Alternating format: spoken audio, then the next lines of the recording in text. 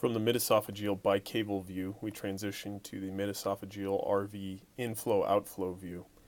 This view is obtained with the omniplane around 60 to 80 degrees.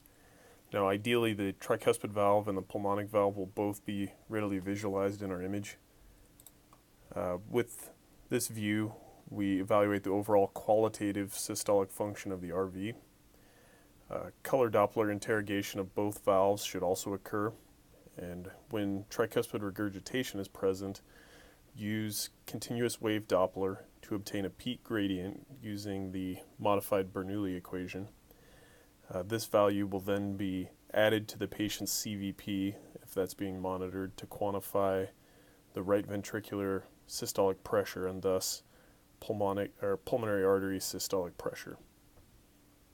Also in this view, we can obtain an S prime value.